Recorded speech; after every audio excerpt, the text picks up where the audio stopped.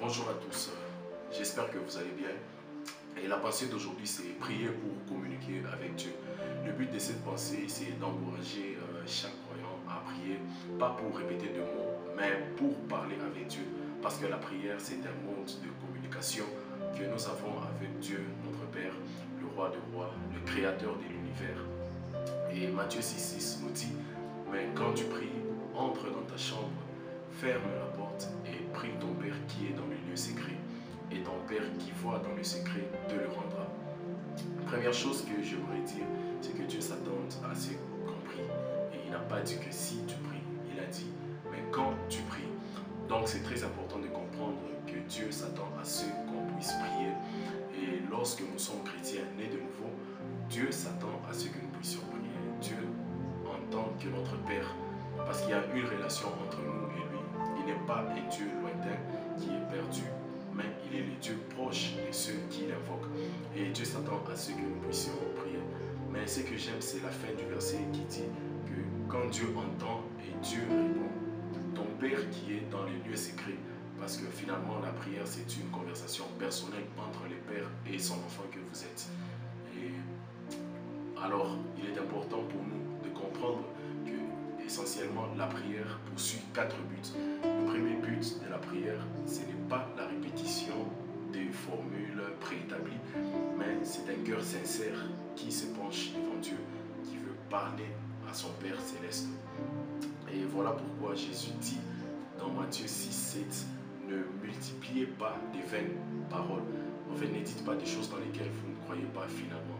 Parce que ce n'est pas à force de répéter des paroles que cela fonctionne, mais c'est par la foi que votre Père Céleste vous écoute que ça fonctionne. Le but numéro 2, c'est que nous prions pour connaître mieux Dieu. Un enfant connaît mieux son parent lorsqu'il discute avec son père. Et la prière développe l'intimité entre celui qui prie et le Père Céleste. Psaume 25, 4 nous dit, Éternel, fais-moi connaître tes voies, enseigne-moi tes voies, tes sentiers. Et il y a une richesse dans l'intimité, dans les lieux secrets avec Dieu, c'est qui nous pousse à connaître la voix de Dieu. Nous apprenons à connaître sa voix audible, à connaître les voix de Dieu. Il y a une différence entre la voix de Dieu, c'est le Dieu qui me parle, et les voix de Dieu, les habitudes de Dieu, comment Dieu fait certaines choses, comment Dieu pense. C'est là que nous développons dans les lieux secrets.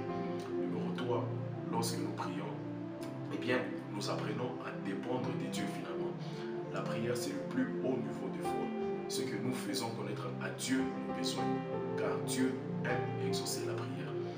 Et ça, c'est une bonne nouvelle. Dieu aime exaucer la prière. Donc, vous devez prier. 1 Philippiens 4,6 qui dit, ne vous inquiétez de rien, mais en toute chose, faites connaître vos besoins à Dieu par des prières et des supplications avec des actions de grâce. Et quatrièmement, nous prions pour les besoins des autres.